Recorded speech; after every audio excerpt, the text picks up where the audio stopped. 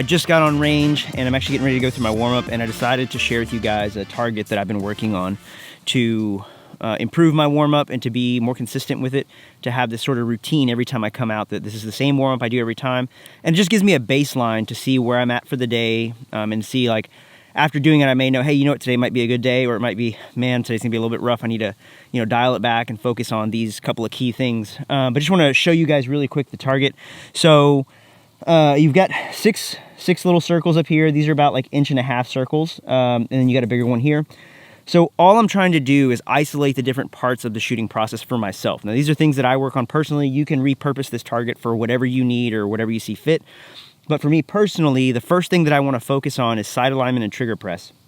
So in the first row, all I'm worried about is making sure, because I know my gun is zeroed, making sure that my sights are on target and making sure my trigger press isn't disrupting the sights. So this is something I learned from Frank Proctor, and he said, as long as your sights are on target and you're not disrupting them in the trigger press, then the bullet should go where you're aiming. You should be able to call your shots. So all I'm working on here, so we're gonna go strong hand first, support hand, and then we're gonna go with both. And all we're looking for is good, clean trigger presses. We're not worried about recoil, we're not worried about those other things.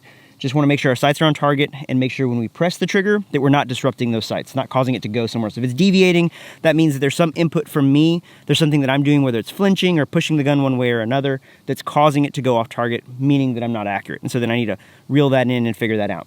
Now going on to the next thing. So once we've got trigger press and sight alignment figured out, we move on to our grip and what we're doing through recoil.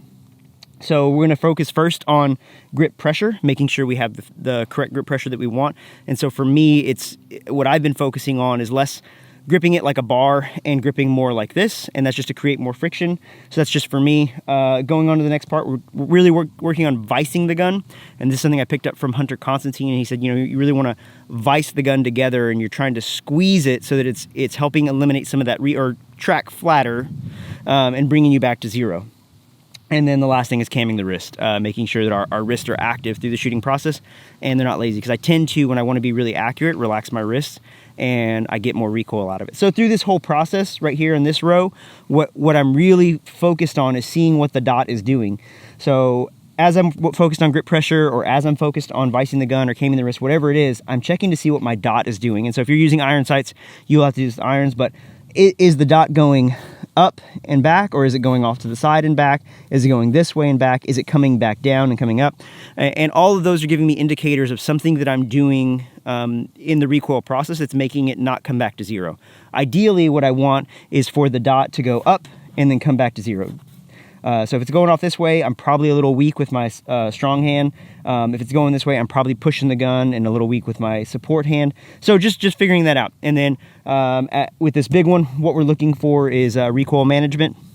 Again, this is more about what you're going to do is you're going to draw on a beep, and then it's going to go 3 shots. So 1, 2, 3, and you're looking for that acceptable sight picture. So we put all this that we've done up here together, and we're going to take 3 shots, and it's going to go 1, 2, 3. But once that dot is back on target and it's in an acceptable position where you feel like I'm comfortable to break that shot, you break it. And we're just making sure it's putting all of this stuff to the test to make sure it's where it needs to be. We do it at 5 yards and 10 yards. Now this whole target can be done at 3 yards, anywhere from 3 to 5 yards. I do it at 5 to try to challenge myself a little bit more. But if it's a little bit tough at 5, do it at 3. I would actually say start there and then back up.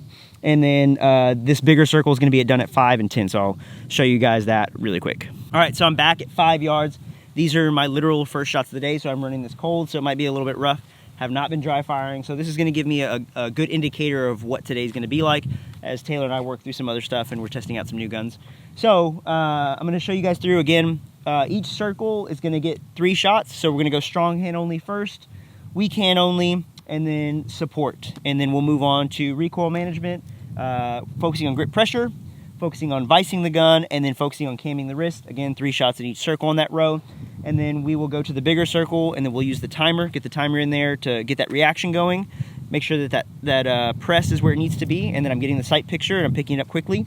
And then we're gonna go 3 shots there. We'll back up to 10, do 3 more, and then we'll move on with our training for the day.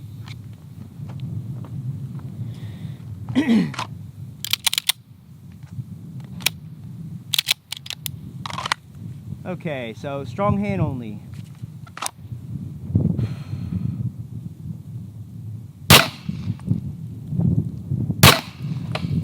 one there. Threw another one there. Now we're gonna go weak hand.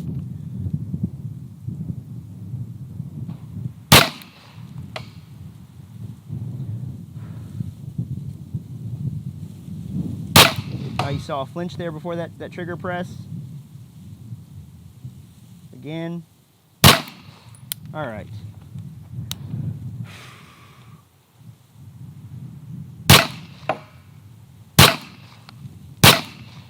Okay. So not the greatest on that one. So the first one strong hand only. First one was good. The next two were not so great. They were a little low, and that's me just anticipating a little bit. Got a little bit better with the left hand, but I did notice that I was flinching a little bit, but I caught it before I was able to press the trigger. And then with both hands, so-so. But again, I was more focused on recoil and not so much focused on trigger press, which is the opposite of what I need. I need to be focused on trigger press and not recoil. Now we'll focus on recoil, and we'll go with grip pressure first.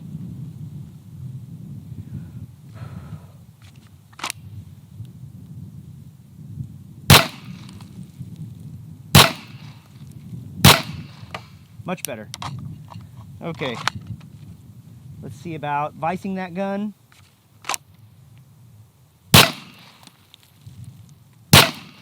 Through one. That was much better. You can see in there I'm fighting that flinch, and I tend to get that when I haven't dry fired or shot in a while. All right, camming the wrist.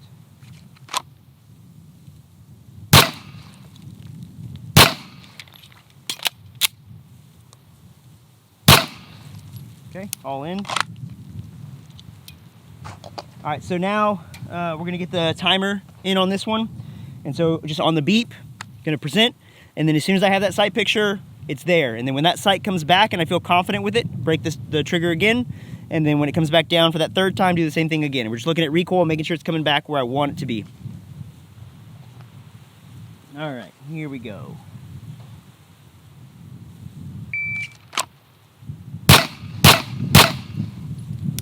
Okay, a little slow there, but the dot was coming straight back where I wanted it to be. It felt really good. Grip's not the greatest, but it's all fairly tight in there, so we're gonna back up to 10, and we'll do the last three. Roughly 10 yards here. See if I can get these last three again on the beep, and just making sure that sight is coming back, acceptable sight picture.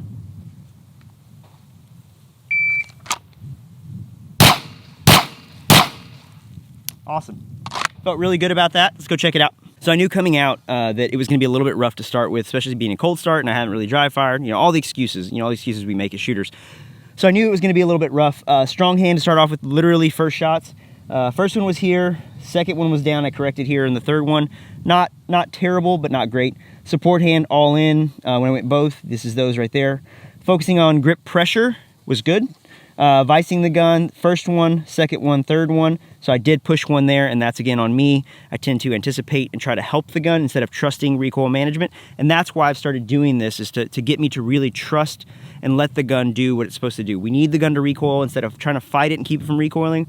I'm learning to trust it and let it do what it needs to do, and it's getting better. You know, it's a work in progress. And then camming the wrist, all in good. And then this was 5 yards. So 5 yards is actually like this, and then 10 yards is actually a little bit tighter. So as we shoot more, as you get more warmed up, they tend to get a little bit better. But yeah, so that's my warm-up target. It's helped me a ton, and it's given me a baseline so I can move on to other things, and I know where I'm gonna be at for the day. Hopefully it'll help you guys. Hopefully you'll find it useful. You can, again, repurpose this for however you want. So maybe you don't need to work on the things that I need to work on, but you still have this kind of as an open layout to make it for whatever you want, and you can adapt it for rifle or whatever it is you're doing, and it'll be available on my website at jimsgoonlife.com. And make sure you hit that like and subscribe. Karate chop that bell so you get notified every time I upload a video, and I'll see you guys in the next one. All right, now these are my first shots of the day. Freaking Taylor. Big Bayback.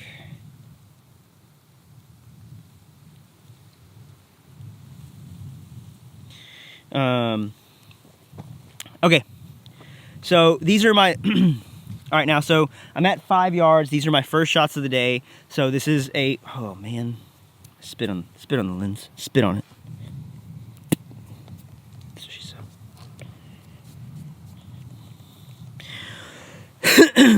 Okay,